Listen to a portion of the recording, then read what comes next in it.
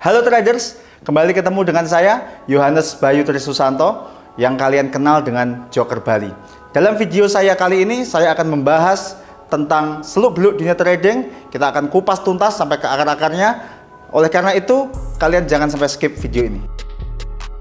Oke, yang pertama, trading itu apa? Yaitu trading itu adalah jual beli.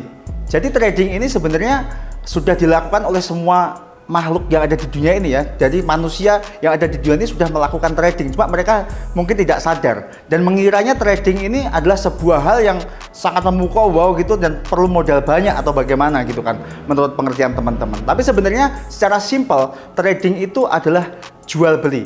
Jadi trading itu sama seperti yang kita lakukan dalam kehidupan sehari-hari. Misalkan kita kita jualan, ada jualan somai, jualan batagor, itu termasuk trading juga. Tapi dalam pembahasan kita kali ini kita bukan mau membahas tentang trading secara umum, tapi kita akan membahas trading secara spesifik, yaitu trading future ya.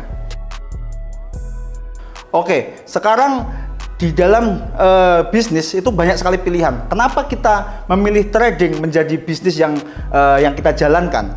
Yang pertama, karena trading future itu tidak memakan waktu, ya. Ingat ya, semua bisnis hampir memakan waktu. Kita tidak mungkin dong kita bisa melakukan, misalkan kita kayak buka restoran atau kita buka rumah makan begitu kan, itu kan sangat memakan waktu. Kita harus kerja di situ full ya, dari pagi sampai sore. Beda hal dengan trading. Kalau trading ini sangat fleksibel. Jadi Anda berprofesi sebagai apapun, Anda sebagai PNS, Anda sebagai karyawan, Anda sebagai pekerja swasta atau apa, itu kalian bisa melakukannya. Jadi trading ini sangat simpel dan tidak memakan waktu. Kemudian yang kedua, trading ini ya merupakan bisnis yang bisa dilakukan dalam keadaan apapun. Contohnya dalam keadaan misalkan kayak COVID kemarin ya, kayak virus COVID kemarin kan banyak sekali ya usaha-usaha yang istilahnya yang akhirnya tutup karena tidak bisa dikerjakan. Mereka tidak bisa dikerjakan melalui WFH. Beda sama trading. Trading ini mau ada COVID, mau ada demo atau kerusuhan atau apa, trading ini bisa dikerjakan. Jadi ini merupakan pilihan bisnis yang sangat baik untuk kita, karena bisnis ini nggak akan pernah berhenti, nggak akan pernah mati gitu ya. Ya, kemudian yang ketiga, bisnis ini adalah bisnis yang paling jujur menurut saya. Kenapa saya ngomong bisnis ini paling jujur? Karena di dalam bisnis ini kita sebagai trader, kita sebagai pelaku pasar, kita nggak mungkin bermain curang. Kita tidak bisa bermain curang, mencurangi market untuk mendapatkan profit, itu sangat mustahil.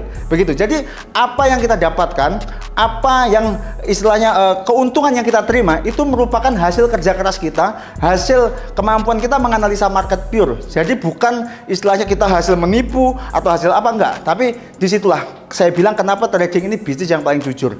Beda seperti bisnis-bisnis yang lain yang di luar trading. Kalian bisa lihat lah ya, semua bisnis di dunia ini peluang curangnya sangat banyak lah. Contohnya kayak misalkan kita buka tambal ban atau apa, itu banyak orang sebar paku di jalan tuh untuk istilah biar bannya bocor kan gitu kan. Tapi kan trading tidak bisa. Tradingnya sangat susah untuk kita berbuat curang sebagai pelaku ya, sebagai pelakunya. Makanya trading ini merupakan pilihan bisnis yang tepat menurut saya ya. Jadi seperti yang saya jelaskan tadi, ada 3 alasan, itulah yang membuat kita harus memilih trading. Jadi trading itu bisnis yang bagus, tapi meskipun bisnis yang bagus mempunyai resiko juga. Yang resiko seperti apa? Jadi ketika kita memulai trading tanpa pengetahuan yang cukup, jadi tanpa ilmu yang cukup kita udah memulai trading, itu sebuah kesalahan besar dan sangat berbahaya. Efeknya apa? Modal bisa habis. Modal bisa habis dan akhirnya kita nanti pinjam duit sana sini, dan akhirnya bisa pinjam duit bank juga untuk modal, dan akhirnya kita akan hancur lah, akan bangkrut begitu, karena kita modal ilmunya nggak ada. Jadi sebelum memulai trading itu teman-teman harus mengerti dulu, harus memahami dulu apa itu trading, bahayanya bagaimana, resikonya, keamanannya itu harus mengerti dulu. Jadi karena resikonya seperti itu, jadi uang bisa habis. Tapi sama seperti bisnis yang lain ya, bukan hanya trading aja. Semua bisnis juga uang bisa habis gitu, bukan hanya trading. Jadi kalau ada orang yang bilang hati-hati ya trading, nanti duit bisa habis nih, bisa utang sana utang sini habis. Ya bukan hanya trading aja bro, ya kan? Bisnis apapun, kalau kita nggak menguasai bisnis itu, bidang itu, ya bisa habis. Nah, jadi bagaimana trading yang aman? Trading yang aman itu, satu, ketika kita udah memiliki ilmu yang tepat. Ilmu apa? Satu adalah ilmu manajemen money. Nah, ini sangat penting ya. Hampir semua bisnis ya, termasuk trading, itu harus memiliki ilmu manajemen money yang bagus. Manajemen money apa? ilmu mengatur uang. Jadi misalkan kita punya uang 100 juta. Apakah 100 juta itu kita tradingan semua? Tentu enggak dong ya. Karena kalau kita masukkan semua di trading lah, nanti kita makan apa kan gitu kan. Akhirnya psikologis kita terganggu dan nanti analisa pun jadi kacau. Akhirnya loss di situ. Ya, jadi sangat penting nih kita ngomong masalah manajemen. Jadi anggaplah misalkan kita punya uang 100, masukin trading cuma 1.000 dolar atau 15 juta. Jadi kita meskipun nanti di dalam trading ini ada liku-likunya ya, ada floating, kadang loss, kadang apa, kita tetap santai. Kenapa? Karena kita masih megang uang banyak. Dan di situ akan membuat mental kita bagus dan akhirnya kita bisa profit ya. Yang kedua setelah manajemen money adalah manajemen lot. Ya, manajemen lot ini penting juga. Setelah kita menentukan berapa uang yang kita masukkan di dalam akun trading, kita harus menentukan juga ini kita main berapa lot nih. Jangan istilahnya kita main full margin. Kalau full margin memang peluang untungnya sangat besar, tetapi peluang ruginya juga sangat besar. Jadi yang pertama manajemen lot, manajemen money, mohon maaf ya. Yang kedua manajemen lot, dan yang ketiga jangan lupa setelah manajemen money, manajemen lot, manajemen profit. Profit juga harus di manajemen ya. Jadi ada orang nih ya, misalkan dia trading modal 1.000 dolar. Hari ini untung, nanti yang minggu depan ternyata sudah ruginya. Jadi profit ini jangan langsung ditarik juga. Jadi profit ini istilahnya biarkan stay dulu sampai 100%. Ini kalau cara saya ya.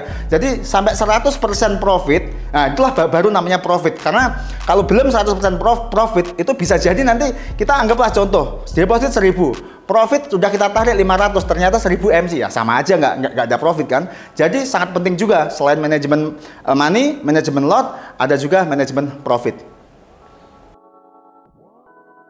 Beberapa waktu yang lalu kan sangat viral sekali ya tentang trading menggunakan robot dan ternyata akhirnya menimbulkan banyak korban kan gitu kan. Jadi begini teman-teman, apakah trading menggunakan robot ini salah? Tidak salah.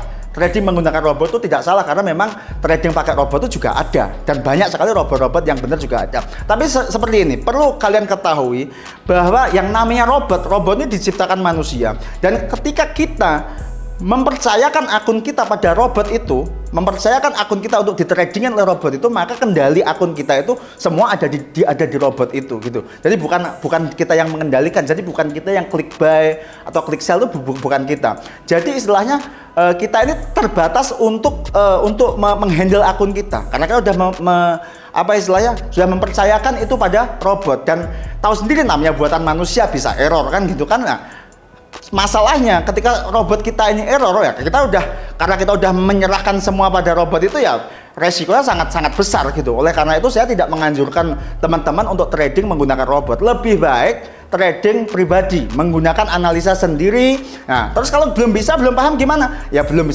paham ya belajar dulu. Makanya jangan buru-buru trading dulu sebelum bisa memahami resikonya, memahami peluangnya, dan memahami seluk-beluk tentang dunia trading. Seperti itu ya. Oke, ini pertanyaan yang sangat bagus. Jadi beberapa bulan yang lalu, karena modus-modus ponzi yang berkedok trading ini akhirnya membuat bisnis trading itu dibenci, bahkan tidak dipercaya oleh masyarakat Indonesia. Ini sangat disayangkan. Jadi begini teman-teman ya, trading itu tidak pernah salah. Jadi jangan pernah teman-teman menyalahkan trading ya. Jadi trading itu tidak pernah salah. Yang salah itu adalah pelakunya. Karena bisnis trading ini memang bisnis yang sangat bagus dan bisnis yang bisa membuat kita berhasil. Teman-teman harus yakin ini, harus percaya. Nah, ketika kenapa ya banyak korban trading, banyak korban investasi bodong berkedok trading? Yang salah bukan tradingnya, tapi yang salah adalah pelakunya. Karena mereka menggunakan trading untuk menipu investor atau menipu teman-teman, menipu kalian semuanya. Nah, padahal mereka itu ponzi gitu. Jadi mereka itu tidak meneruskan transaksi ke LP, ke liquidity provider, enggak. Tapi mereka ya dibandari sendiri dan akhirnya ya gali lubang tutup lubang kan, untuk membayar bonus, untuk istilahnya memberikan reward bonus dan lain sebagainya. Jadi seperti itu. Jadi itulah modus di dunia trading ya, modus ponzi berkedok trading. Jadi teman-teman harus berhati-hati ya, jangan asal mau ketika ditawari bisnis trading, apalagi bisnis trading yang menjanjikan keuntungan sekian persen pasti setiap bulan. Nah, ini sangat berbahaya karena dalam trading itu nggak ada yang pasti ya, nggak ada yang pasti. Maksudnya apa? Misalkan fix 20% setiap bulan, nah itu mustahil. Kalau fix terus seperti itu udah cepet kaya kita kan gitu kan.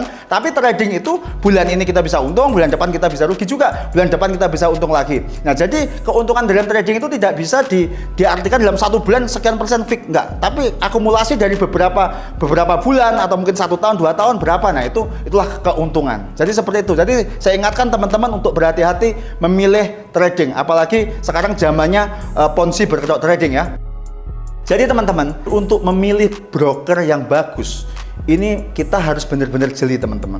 Karena seperti saya saja nih yang sudah malang melintang di dunia trading sudah puluhan tahun gitu ya istilahnya. Tapi saya masih sempat juga nih ketipu sama broker. Karena memang sekarang ini wah cerdas sekali penipu-penipu, apalagi broker-broker palsu ini sangat cerdas. Mereka kadang bikin kantornya juga ada, orangnya juga meyakinkan, figur-figurnya itu ada semua gitu.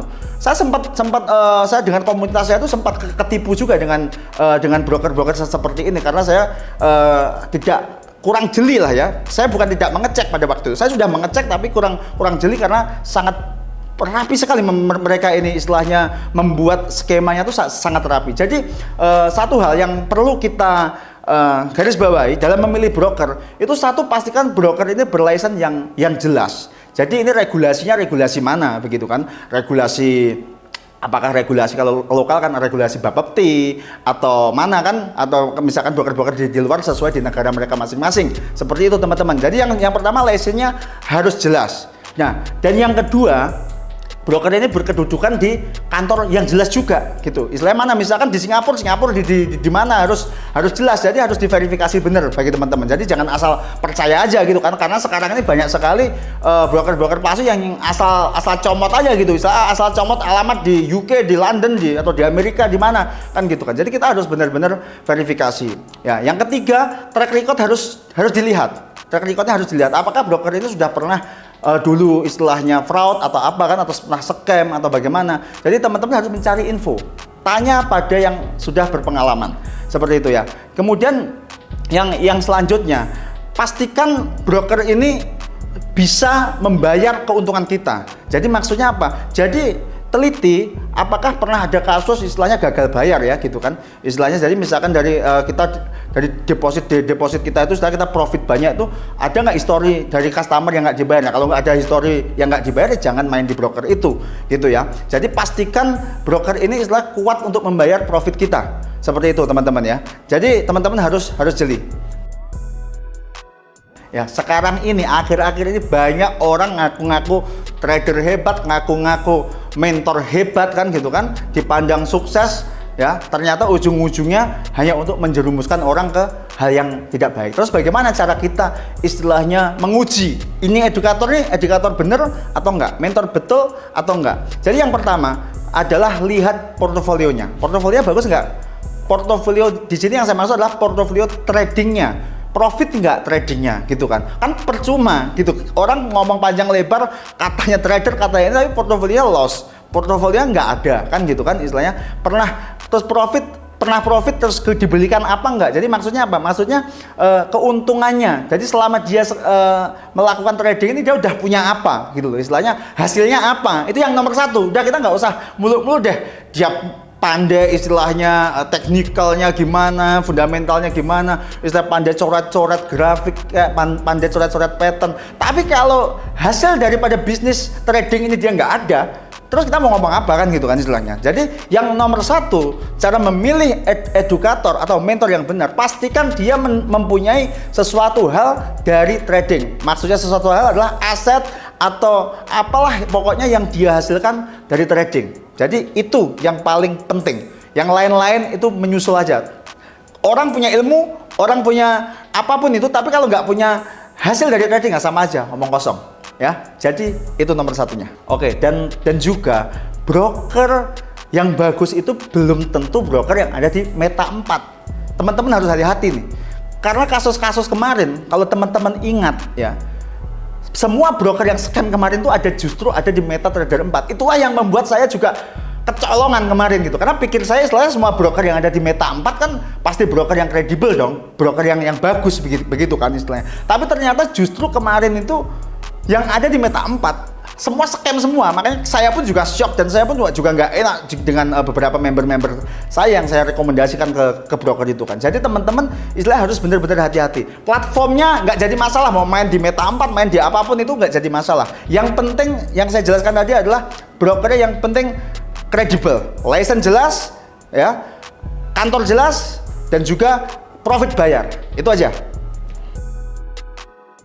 Ya, tentunya sebagai seorang yang bergelut di dunia trading, dengan melihat kondisi trading yang ada di Indonesia, yang banyak orang mencemooh trading itu penipuan, trading itu pasti merupakan perjudian atau apa, tentunya dalam diri saya sendiri saya merasa tidak terima begitu loh. Karena trading ini nggak pernah salah, yang salah adalah oknum-oknum yang menyelewengkan, yang mempergunakan trading untuk menipu banyak orang gitu. Jadi itulah yang membuat saya terpanggil untuk mengedukasi banyak orang, ya, agar mereka teredukasi tentang trading yang benar, bahwa trading ini betul loh, trading ini bisnis yang bisa menghidupi kita, bisnis yang bisa membuat kita sukses begitu loh. Jadi bukan bisnis tipu-tipu atau bukan bisnis yang mengarang-arang gitu kan istilahnya. Jadi makanya itu membuat semangat saya ini tidak padam untuk terus mensuarakan trading ini adalah bisnis yang bagus ke seluruh masyarakat Indonesia. Yang penting adalah cari mentor yang benar, cari broker yang benar. Ya, karena mentor yang benar, broker nggak benar ya amsyong juga, habis juga, ya gitu kan istilahnya. Jadi harus mentor benar, broker yang benar. Maka itu akan saya pastikan sukses. Oke, jadi sebagai seorang trader, ya, sebagai seorang trader yang istilah yang sukses, ya saya memang istilahnya terpanggil untuk mendirikan panti asuhan. Kenapa mendirikan panti asuhan? Karena ya disinilah tempat kita berbagi begitu bagi saya ya. Jadi makanya di sini saya terpanggil untuk mendirikan panti asuhan, dan dari profit-profit yang saya hasilkan, termasuk dari komunitas saya, kita sumbangkan, kita alokasikan di panti asuhan ini. Begitu. Jadi biar kita ini juga bermanfaat bagi orang. Karena trading ini, mohon maaf ya, sebenarnya pekerjaan yang egois begitu. Egois artinya kenapa egois? Karena trading ini kan nggak memerlukan karyawan. Jadi kita nggak ada bermanfaat bagi orang gitu loh istilahnya. Karena trading ini kita lakukan sendiri. Nah, terus bagaimana cara kita bermanfaat? Ya ini dengan cara kita mendirikan beberapa panti asuhan. Di situ profit kita bisa kita sumbangkan ke beberapa panti asuhan ini, dan tentunya itu akan sangat bermanfaat bagi mereka. Dan sekarang jumlah panti asuhan yang sudah saya dirikan adalah 23 panti asuhan yang tersebar di seluruh Indonesia, ya, paling banyak di Sumatera Utara, di Kota Medan. Oke teman-teman, demikian video singkat dari saya, ya. Saya Joker Bali, saya tunggu teman-teman di Bali. This is your choice.